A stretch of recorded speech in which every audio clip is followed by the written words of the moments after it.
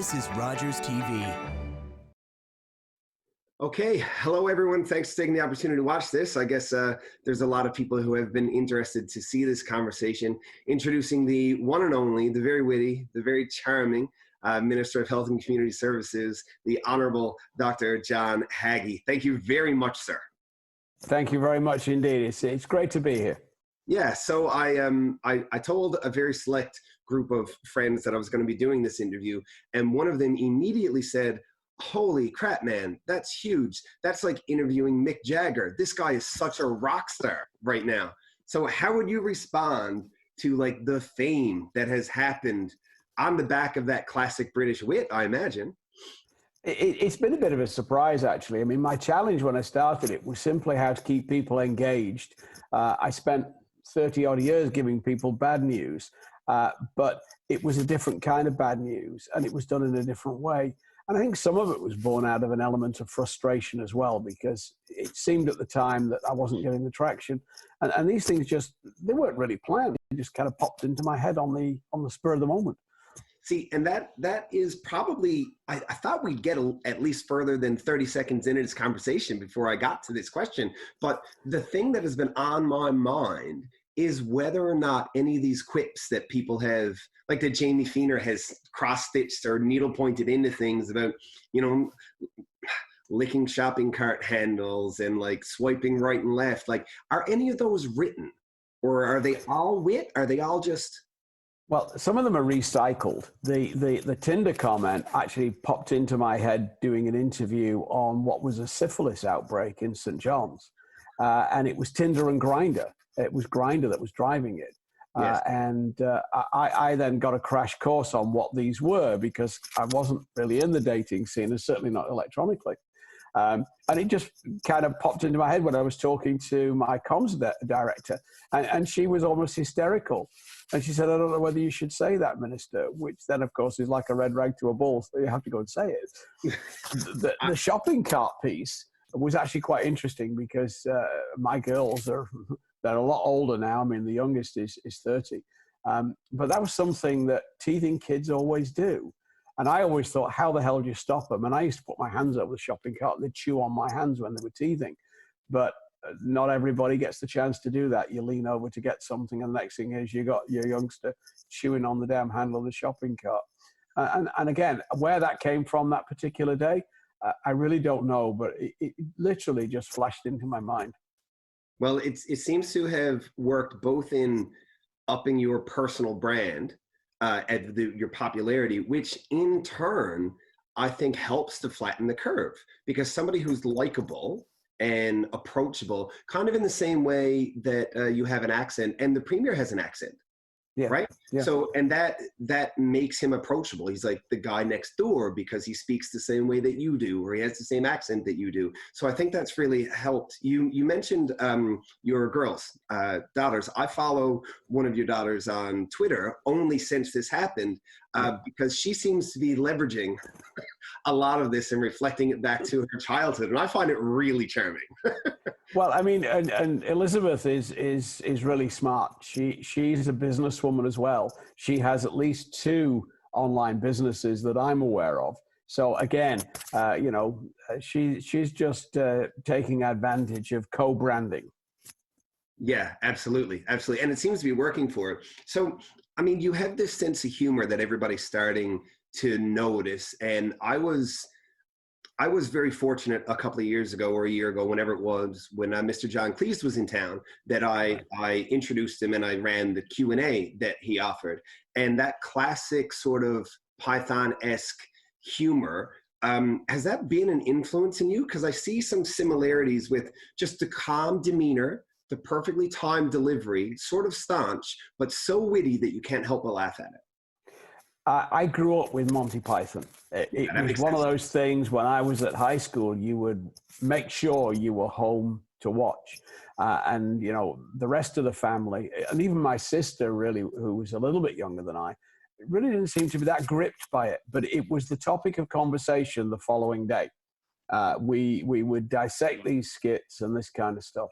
And I suppose that carried on with me. I remember when I went to medical school, we had a thing called Medics Review, which was an annual fundraiser that we'd put off, and it ran for 5 nights. I got involved in both the acting and the script writing side of that. So maybe there was a little bit of Python in me at that stage. Yeah, quite likely, and it seems to have endured. So you've always had a sense of humor then? Well, I think part of it, I think obviously the answer is yes. It got me into trouble as a teenager, and actually as a resident, it got me the odd comment here and there, because it's not always to everybody's liking. And I learned over the years, particularly to try and keep that under control under certain circumstances, because it is a dark side of medicine. We do have a black humor. I think a lot of professions like that under pressure do, police, fire service, these kind of things. Well, you kind of have to. I mean, it's part of managing the PTSD to some degree. Like, laughter as the best medicine is not a bad. It's not a bad thing, unless, of course, diabetes is the thing, and then insulin is pretty much the best medicine. But like, it's still there is a levity that helps. Yeah, it's a coping strategy. I mean, the use of black humor, some people would say when it crosses a certain line, it's actually a sign of burnout. And, the other thing that I think fed into it was my dad passed away when I was very young. So I was raised by my mom and her younger brother. And he is a historian and a teacher, and he loved words and loved vocabulary. And I did, I think, 5 languages at junior high. So I really enjoy language. And that's where some of it, I think, comes from, alliteration and odd use of words for senses that they're known to have, but may not be the first one that you come across when you hear what you say. I love that kind of humor. Yeah, my favorite kind of joke is really the one that you almost didn't get. Yes, because it's just a couple of degrees removed, and that's what makes it so good to me. Yeah, subtle. Yeah, very subtle. And it's so hard because you're making decisions with the intention of keeping people safe and healthy. That's the goal. So having that as a top priority, as the long-term goal, it makes it easy to make relatively smaller decisions, even if those relatively smaller decisions can have immediate emotional or financial stress impacts on the people who are involved. Yeah, I mean, it's a balancing act, and you've got to say, well, what is the greater good?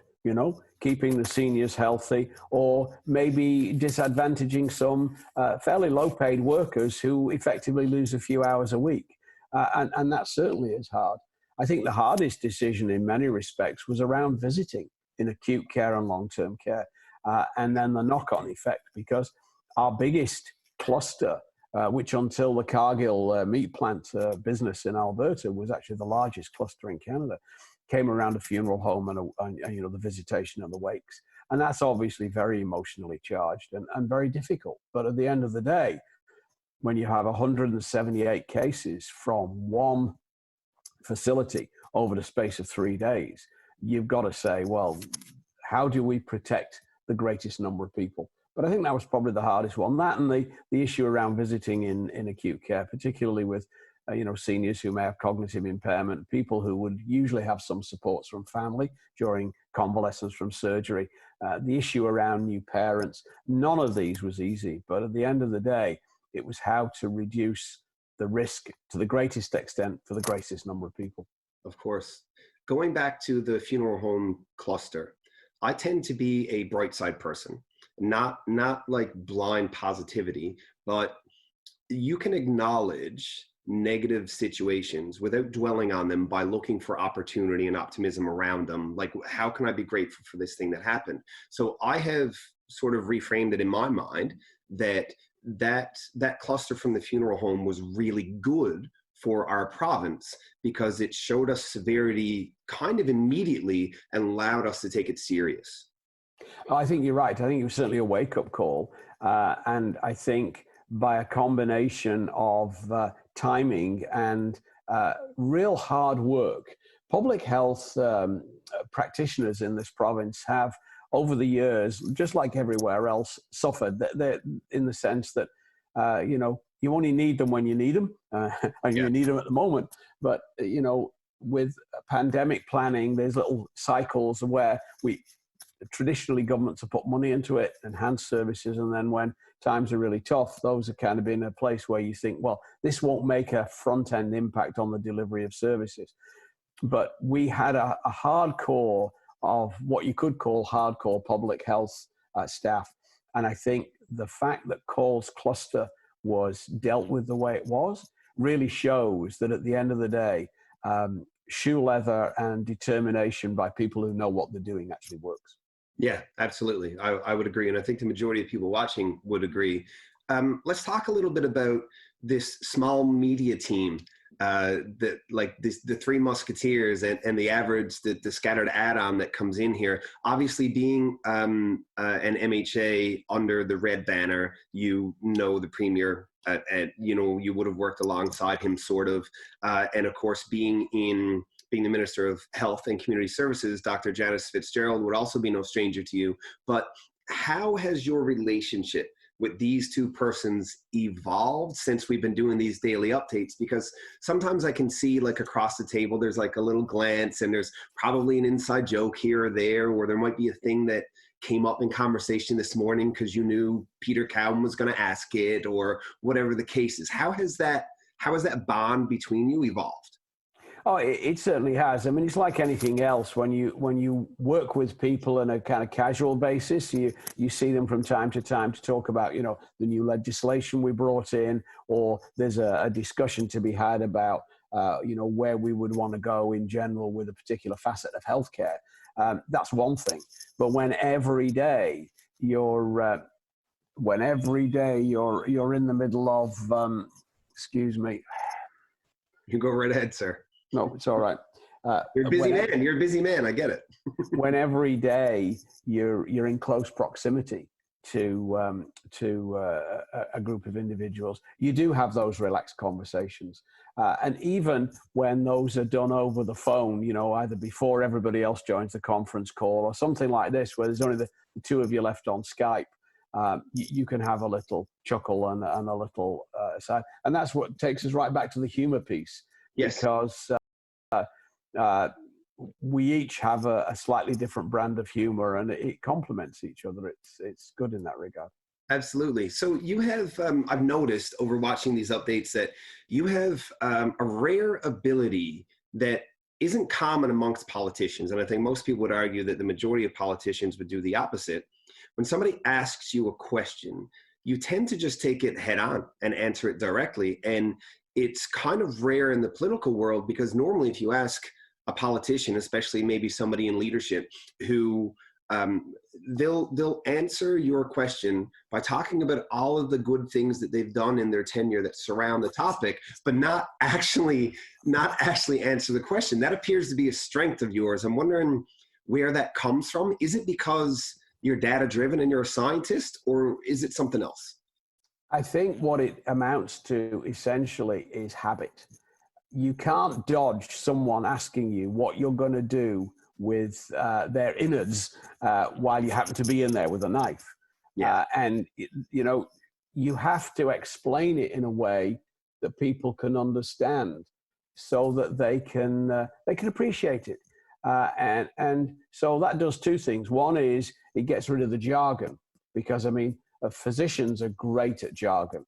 Everybody's got their own technical geeky language, but physicians are mastered that over centuries. But then you have to act as a translator. And the easiest way to get out of a long and complicated discussion is to actually answer the question. Because if you don't answer the question, it just leads someone off to say, well, yes, you said that, but what do you really mean, kind of thing. And some of the best answers I've ever delivered have been yes and no. Yeah. I feel like there's a lot of power in being smart enough to know that you don't have the answer. Oh, look, I learned that a long time ago, because you find that with patients, particularly as a resident, they'll ask you a question, and there's a couple of approaches you can adopt. You can bluster and obfuscate and witter and twitter. But most savvy people who aren't scared to death because of the situation that they're in will figure out that's what you're doing. Or you can say, well, hang on, this is what I know.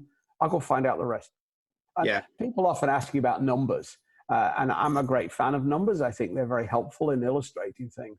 But if you don't have them, then just say you don't have them and I'll go get them for you.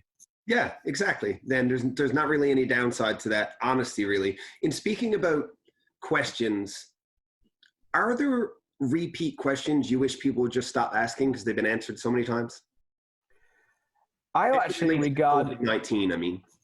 I regard a repeat question with one of two views, really. Either I didn't explain it properly the first time, which is, something I need to fix. Or alternatively, you're hoping to get a different answer by asking the same question 4 times over. Without prejudging or being judgmental, that tends to be a lawyer's or an investigator's approach. Rewording the question and hoping to get a different answer. You need a really good memory to lie. My mom used to tell me, because you got to remember exactly what you said. If it's the truth, you don't have any problem recalling it by and large because you've not made an effort to hide it. Yeah, there's a very old Mark Twain quote. I guess all Mark Twain quotes are fairly old, that revolves around that same topic. And I wish I could say it right now to appear to be as witty and as intelligent as yourself. But he basically said, like, if you don't have to remember anything if you tell the truth. Yeah, and I've heard that expressed in different ways. My mom was a great fan of that. So is there, and maybe this is an impossible question to answer on the heels of talking about how good you are at taking questions head on. During these daily updates, after the fact, you seem to be the target of a lot of questions from the reporters. And it might be because they're looking for sound bites. It might be because of your delivery. It might be entertainment value, but it might also be because you're giving the real answer. Is there a reporter, and you don't have to tell me who it is there somebody who is your least favorite person to answer questions from? Is that a thing? There are people who I think have, in media, we have a little, well, I had a little saying, there's a nasty baton, and it gets passed from reporter to reporter each day. So, what that means to me is somebody may have just had a bad day, or they come over and are perceived as a bit more aggressive. I have to say, I find that, if you're doing a face-to-face in a scrum or something like that, I don't see that as often in some respects as you do over the phone. It's easier to be harsh and nastier over the phone. Although I have to say, I haven't seen that really either over the course of this COVID outbreak. And I guess being somewhat in the media myself, I can look at a positive side on that, because it means that the people who are asking the questions are asking the questions for the betterment of the province and not necessarily for their own selfish reasons. Yeah. I mean, I remember in a previous life, I was with the Canadian Medical Association. I was their president, and they did some media training on the basis that, the average physician has had none. I think we've got communication skills, which are probably in short supply more widely. But one of the things they did was, because we always went as guests to the American Medical Association, they arranged for an afternoon or a morning of media training with American media specialists. That was a completely different exercise. Oh, I bet. I mean, it really was an exercise in interrogation and almost abuse. And it reminded me almost fondly of watching news in the UK when I grew up, because I think Canadian media and Newfoundland and Labrador media particularly are much more Canadian. They're much more civilized about the whole thing. But it always seems to me, when you watch some of the performers in the UK and some of the performers in the States, that they have a completely different, much more adversarial approach. That was quite an interesting afternoon. Oh, I bet. If we could, you mentioned that you're a big fan of numbers, a big fan of data. It helps to make good decisions. Can we talk a little bit about the current state of COVID here, where we are now? We've got consecutive days of no new cases. My understanding is that is not really data that represents the quality of the work that we're doing today. It represents the quality of the work that we've done 7 to 10 to 14 days ago. Yeah. Being always behind the 8 ball on that data, does that make it especially hard to plan moving forward, or do you just need to wait until you're clear for a certain amount of time? I think it gives you a time frame, and that's good, but it doesn't always help you within that time frame. So, for example, come the day we decide that we've had a low number for a period of time, and you can argue over what that low number should be. Obviously, zero is very categorical, and you've done some modeling, and you then say, well, we'll do something to ease our current situation, to look to adapt to a new way of doing business. You then know that when you do that, if you're really adopting a case of real prudence, you should wait for a period of 10 to 14, some would even say longer, days, to make sure that what you've done hasn't set you back. And then if it hasn't, you make another step. That's a very slow way of doing things. But it's a scientific but it's approach. safe. I mean, it's the only way to know for sure. Yeah. It's going to be a lot harder undoing this state of emergency and lockdown than it was to actually do it. We did a lot in a very short space of time. And if you go back right to the beginning, you'll find that there were days when even between 9 o'clock in the morning and 9 o'clock at night, the orders changed and the recommendations changed. You will see a much slower pace, a much more measured approach to what to do on the back end of it. And the pressure that we'll get will be, well, PEI's done this last week, or why are you waiting so long? Or Germany did this after 5 days and we're now at day 7. And the answer is that there is no rule book. There's no manual for doing this. So what you've got to do is adopt a precautionary principle. And also then you've got to say to yourself, well, what is reasonable given how we live or how we like to live in Newfoundland and Labrador? And you know damn well that May 24th weekend is going to be the next hurdle that we're going to have to deal with. And quite frankly, I've laid some of the groundwork out there, because really and honestly, the only way you get this virus to spread is by moving it around. It needs people to reproduce. Yes. And without those, it won't. But you know what this province is like on May 24 weekend.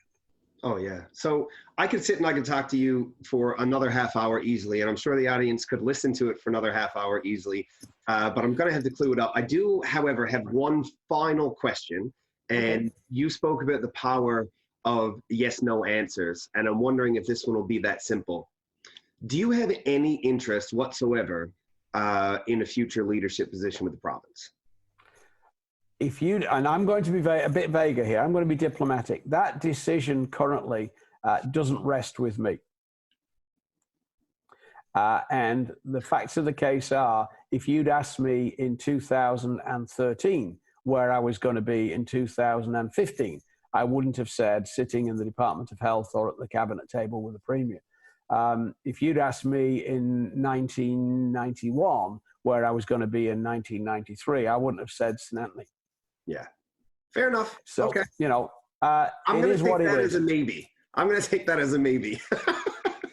As they say around here, fill your boots. Minister Haggie, this has been an honor. Thank you very much for taking the time. I hope we get to connect again soon. It's been fun. Take care. All right, girls.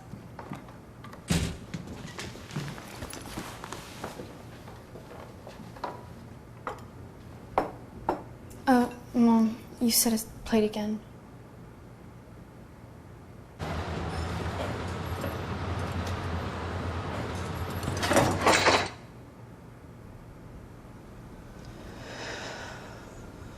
Workplace injuries hurt the most at home. And he fell. Whoa, I'm not driving. I'm way too stoned. How are you feeling, Beer? Oh, since we had that talk, I'm not driving tonight at all. What about you, Dave? You only had a couple of drinks. And only a couple of puffs. I don't drink and drive. No way I'm getting behind the wheel when I smoked weed, too. How are we getting home, then? Oh, you can drive, Dave. Come on, Dave. Take one for the team, buddy. Don't let weed and alcohol influence your decision to drive. Yeah, I need a ride. Welcome back to Out of the Fog. I think that might be my all-time favorite interview. I really do think so. And the thought, he wants he wants us as an audience to fill our boots when dreaming about him taking a leadership position. I'm not a partisan sort of person, but I'll tell you one thing, there's a part of me that would definitely want to vote for John Haggie. Thank you very much for watching, and we'll see you next week.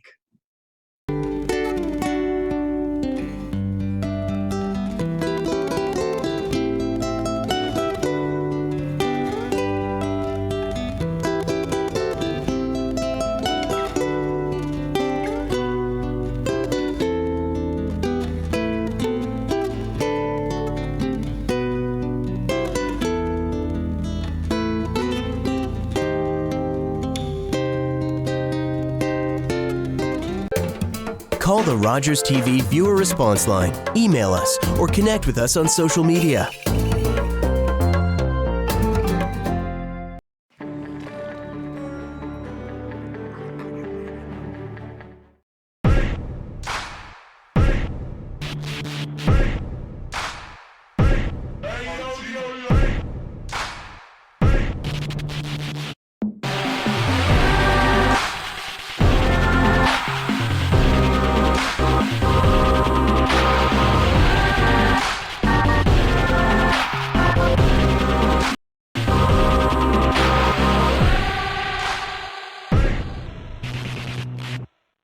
What do I like? I like open fires, moonlit nights, chatty letters, rainy days. I like daydreaming. I love this colorful little island of ruby, emerald, and sapphire. Yet often my dark moods come. I'm possessed body and soul by this depression. They say women shouldn't write. Some days I almost give up. But I cannot contain my imagination. I made Anne real. I gave her my love of nature, my love of books, and my childhood dreams. My greatest happiness would be to climb the alpine path and write upon it a woman's humble name. Lucy Maud Montgomery battled depression, rejection, and sexism to become known around the world for Anne of Green Gables and 19 other novels.